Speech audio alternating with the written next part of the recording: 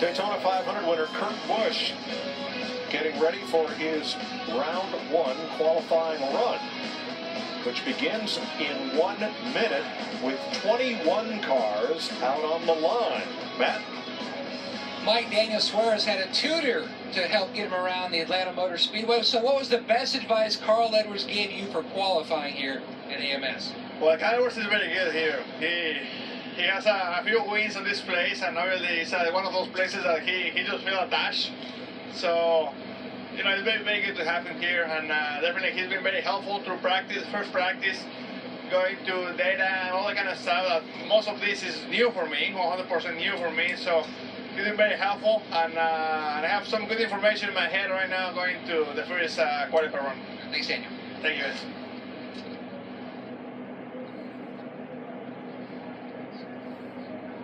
Ryan Blaney pushing his car out.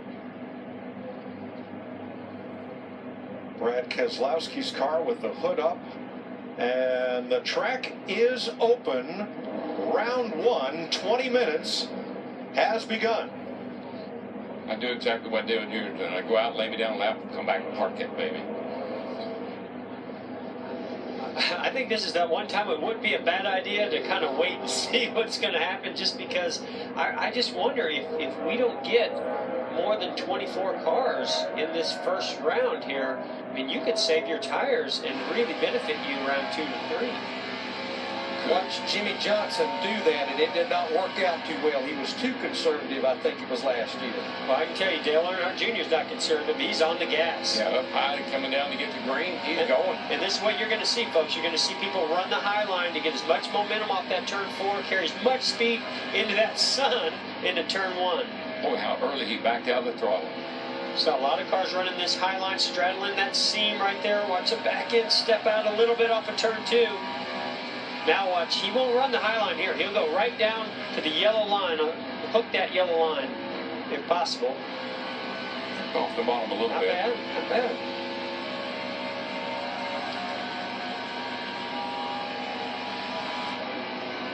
Earnhardt lays down the gauntlet, 29.621.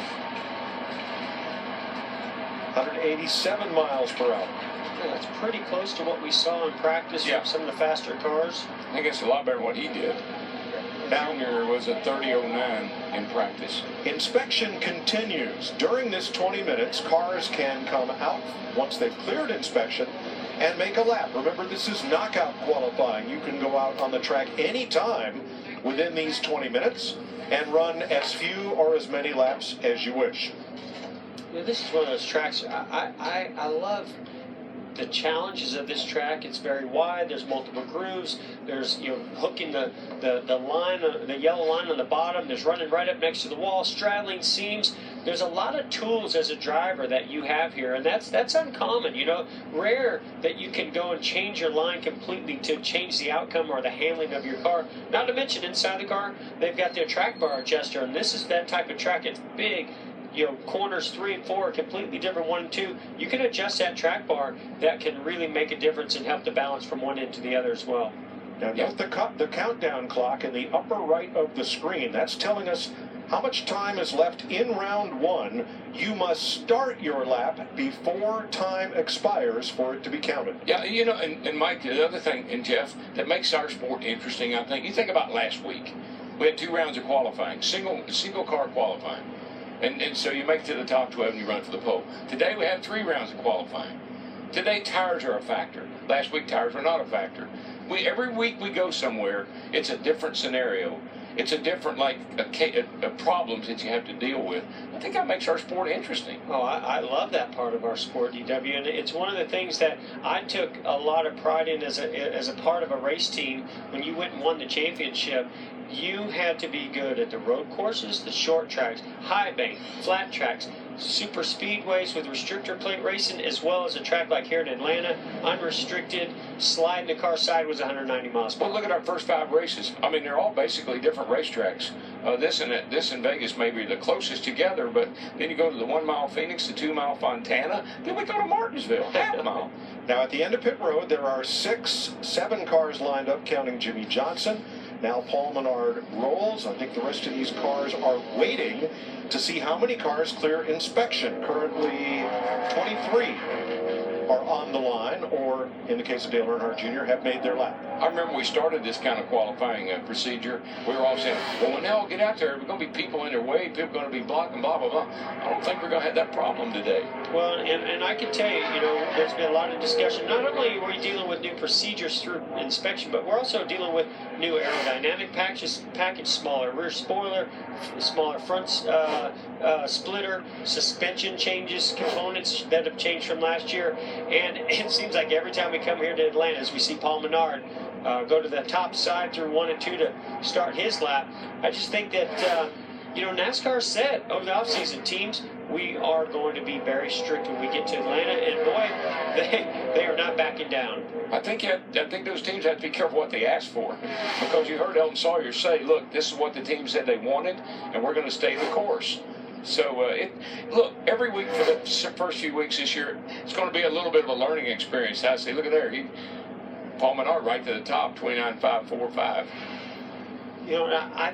I think even if all 40 cars are I think we have 39 cars here at Atlanta Motor Speedway this weekend, if they were all out on pit road, their strategy as to how you're going to run this first round, because in the first round, if you use up everything you have and put the absolute best lap down, then you're going to give up some speed in those tires for round 2, possibly if you make it to round 3. So I think that what we may have saw out of Dale Earnhardt Jr. was going out, putting a pretty decent lap down, see what he has. But I don't know if he ran as hard as he possibly could, because he knows he's going to make it to round 2. Well, but the reason I said I like what he did. I want to get back to the pits, get my engine cool, let everything cool down. So the next round, I think he'll be in a better shape than some of these guys that sit around and wait. I'll tell you when business will pick up.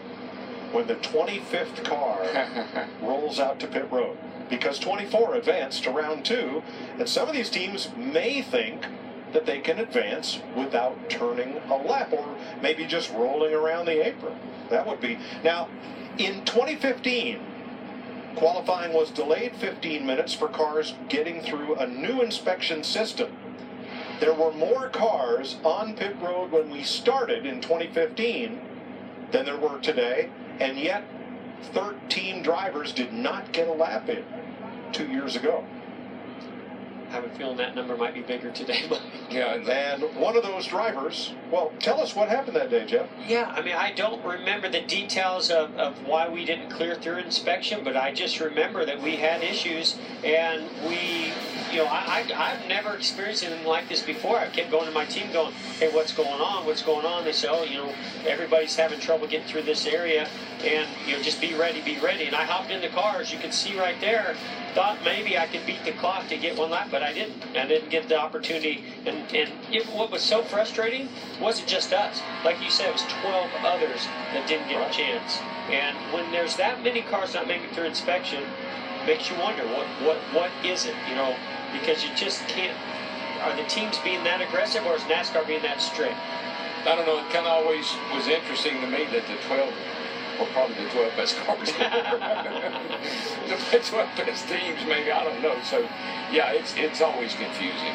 AJ Allmendinger on track, and Jimmy Johnson coming to the line to start his lap. One thing I can promise you, we're going to have a heck of a battle for the pole. Even the cars that are out there on pit road, once it gets to round 3, they're going to be going for it hard. And look at this, AJ Allmendinger looking pretty good in the green. Yes, sir. And he's quickest, 29.43. That's a nice lap by Whoa, Jimmy! Hang on! You can see his hands really working inside the car there, and then the back end really stepped out before. I don't know. Those Henry cars got so much power, he was spinning the wheels up off the corner. Watch this. Hey, watch this. Now that is a product of just less downforce, less side force. You're going to see a lot of that this weekend. You're going to see a lot of that in 2017 with that tiny spoiler and the lack of grip these cars are going to have. Well, as we said, we have more than 24 cars on the line now. Business picks right up. Yeah. A little bit of that too, Jeff, is transition off of that corner. You can get a little loose right there. What did Hart do? Moves his Ford to the top, 29-27. I feel like these cars would be pretty fast today with that little spoiler. Remember last year, I think we only ran like a 28.97 here was the pole last year. So that's getting on down there close to that pole speed. Ty Dillon was from a year ago. Really fast in practice, but I don't know if he had a big moment there in qualifying through 1 and 2. Didn't really see it 3 and 4. Here's Newman, who was top of the board in practice earlier today and in the green. Of course, it looks so good when they're on stickers. Didn't even use up all the racetrack coming out of turn 4. And the Rocket is fastest, 29.20 for Ryan Newman, 189.8. Well, DW, you said we might get down to that 28.9. I think we're getting right close to it anyway. And isn't it funny how the more things change, the more they stay the same? Yeah. They change these cars, they change tires, they change everything, procedures. At the end of the day, you're right back where you were a year ago. But with this lower spoiler, certainly less downforce, but also less drag. These cars are flying down that backstretch with the aid of the wind into turn 3. Yeah, when the tires are fresh and new, this track has a tremendous amount of grip. Even with less downforce, the tires will make up for it. So you'll see them carry a lot of speed off of turn 4 down into turn 1. That's where we're seeing those big speeds, almost 200 miles per hour. Just think about when that spoiler, that big old spoiler's on the back, it's like a parachute. You've taken the parachute and cut it in about a third of what it was. Maybe even more. Matt Kenseth on the clock. Martin Truex, 4th quickest. Last year, Kyle Busch had what looked like a pole-winning pass of 28.92, but that time was disallowed. Kurt Busch ended up with the pole. Hamlin's in the green. Yeah. But he's turn 3. He hooks this yellow line just right. He just clipped it. So it cost him a little bit of time. Oh, he got a little time off of 4 right there. Now you watch, if a car goes down into turn 3 and gets to the yellow line and stays there, they don't have to be all over, but just stay right on it. That tells you it's a good corner. Stenhouse in the green. Oh, yeah, turn 4. Turn 4 is tough. Boy, it is. Now 1 and 2 is shaded. Big sparks flying out of the back as he bottomed out going into turn 3, but turns 1 and 2 are shaded, so there's a lot of grip down there, a lot of speed. But boy, turns 3 and 4 where the sun is at and the higher track temperature, that's where these drivers are really going to be challenged. And Jeff, don't forget, there is a huge tailwind down the back, so it's pushing you hard into turn 3. Which is not only carrying more speed in there, it's going to make it harder for you to get slowed down and get down to that yellow line. Yeah. Whoa, big moment right here. Almirola into turn 1. Now that's something we haven't seen a lot of in the last couple of years. Cars getting sideways, getting into the corner. You know, nice run from Matt DiBenedetto, who currently is 6th fastest in the number 32. DiBenedetto has lit that 32 car up. Yeah. Had a great run last week. David Reagan may have gotten into the wall in turn 2. Yep. He felt like he touched it. Let's take a look at this and see what it looks like. The left side's on that seam there. Right Got on a lot of grip there. Right on it, I mean. Oh, yeah. He just, he's committed to the gas, and the back just stepped out a little bit, and it was going to be really close. He just didn't quite clear it. I don't think it hurt the car much, so that didn't. I don't know about that. Sorry, Sam. Sam, not so good. Sam is not smiling. No, Sam is not happy. Bad Sam. Another driver that was fast in practice, Kyle Larson. Lost a little bit of speed there getting into 3. It seems to me like the drivers really have to make some decisions as they carry all that speed into turn 3. They might need to give up the entry of that corner to try to get the exit. I think you're getting off 2 really well, getting 1 and 2 really well. You got a huge run down the back. You're just overdriving turn 3 right now. Looking pretty strong. Need to look down at that digital dash and see how many RPM you picked up. I don't want to see it. Chase Elliott in the green. Yeah, really got through one gaining. Wow, that's a big number right there, guys. he might be able to. He's got a little bit in the bank. Now, can he stay on that yellow line? He didn't quite get there, but he's still carrying pretty good speed. He's probably not going to be on the pole right now. No, man, he had a ton in the bank and lost it all. That's how important that turn 3 and 4 is. Wow. Now, when the cars on track finish their run, 25 cars will have made a run, and keep an eye on the clock in the upper right of the screen. You must start your lap before that clock goes to 0, or it will not count. A pretty good job of Suarez there, guys. He's 10th quick right there. That looks like Carl helped him a lot, but that's a great time he put up for where he was. Remember, Dale Earnhardt Jr. went out first car on the track, fairly conservative lap, 29.62. He's back in 18th right now. All right, the next car to take time will set the bubble for advancing to round 2. Yeah, and the last thing you want to do, Mike, is have to go back out. I mean, that's a couple more laps on those tires, and that is critical. Landon Castle clocks in, and Chris Buescher is on the bubble, 24th. Ray Gaulding on your left, Eric Jones on the right, and Gaulding will not advance. He's 25th. See Eric Jones, his hands working that wheel, sliding sideways off of turn 4 like some others. And he bumps Chris Buescher, Eric Almirola to the bubble.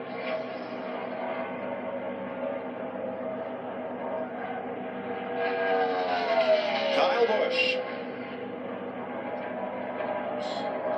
I'm amazed. I've not seen one single car run the bottom through 1 and 2. Every single car up high using that momentum lane. You know why? Whoa, Casey Kane, big moment right there. Now that's the other side of that yellow line. If your car's turning really strong and you get to the yellow line and hook it, it can actually pull the back end around. I think we might have another closer here, guys. Almirola is bumped by Casey Kane, and Kane is bumped by Kyle Busch, who is fastest. 29-13. We're getting close to those 28s. Maybe going after a little sweet revenge after last year's. Landon Castle on the bubble now. No, the reason I said, you know why? Remember what Dale Jr. said in practice? High in 1 and 2, low in 3 and 4. Yeah. I think everybody's kind of taking that to heat. Yeah, and I agree, and I think that's the best way to go about it. Sometimes, though, in round 1 with fresh tires, we'd see them use the bottom lane. But I think with this package, I think they know. There's no way I'm going to be able to get it down there and stick it and get back to the throttle and make a good lap. Now, all these drivers will make the race. There are 39 drivers entered. The cutoff at 24th, where Landon Castle just got bumped by Ty Dillon, is to advance to round 2. Jeff, I also wonder a little bit if you're staying out wide going into 1 and hiding from that wind a little bit, because those billboards pick up as you enter turn 1. I know there's a little more grip up high, but the wind might be a tad of a factor as well. Yes, second lap for Ty Dillon, and he's back in. He is 24th, so our tracker on the lower left with Corey LaJoie on track is compared not to the pole. We're going to change it to the bubble. We'll compare to the bubble time. 24th currently Ty Dillon. We've certainly got a lot more cars on track than what we anticipated, and it's starting to make things very interesting. I mean, Casey Kane, Eric Almirola, these drivers need to get back out a second time if they're going to advance, which we never thought we saw that coming. Second lap for Chris Buescher.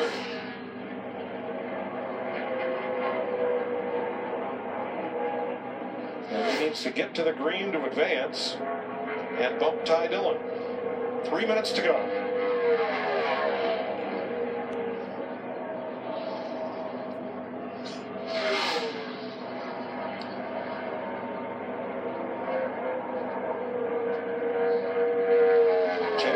Making his first lap. Buescher climbs to 26th, not enough. Yeah, McMurray was really quick in practice. He and Kyle Larson up in the top 5 or 6 positions. Look at that. Wow, look at him hook that. Wow, look how fast this. Now, again, this is to 24th. This is just going to be put him above 24th. So McMurray bumps Ty Dillon and goes to 3rd. Austin Dillon now on the bubble. Now, this is where we see Almirola kind of, I think he basically aborted that lap. He got so loose down there in the top group of 1 and 2. See what Boyer's got here. Put a lap down.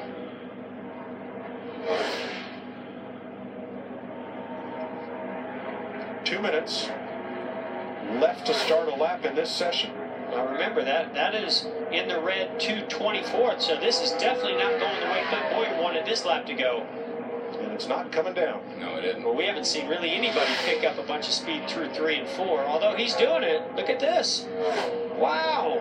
Just lost so much he wanted to. He got it. Got there. He did. 24th, right on the bubble. That knocks out Austin Dillon. Minute and a half left to go. They also called him on the radio and told him, man, you got to pick up in 3 and 4. If he doesn't advance, boy, he's going to be really kicking himself for that 1 and 2. I think he was just super conservative. Now here's David Reagan, who eased into the wall on his first attempt, did not complete that lap.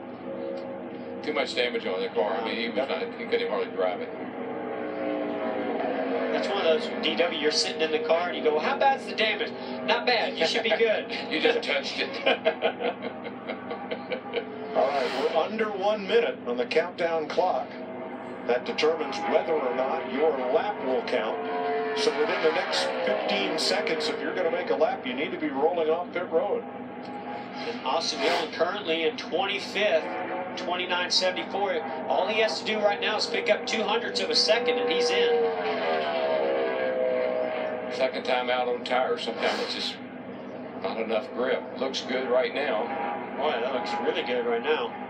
I bet he adjusted how he ran 1 and 2 a little bit. Yeah, and a lot of times you go out there and you didn't realize how much grip there really was, and you left a lot on the table. Or maybe you just had a big moment because you were overdriving it. But this is a great-looking lap he's putting together here. This is a lap you'd like to run in the next go-round. Yes. But you got to get to the next go-around. And Austin Dillon will. 16th, that bumps Clint Boyer and Eric Jones. Holds on to the bubble as the top 24 will advance. Kyle Busch, Ryan Newman, fastest in round 1.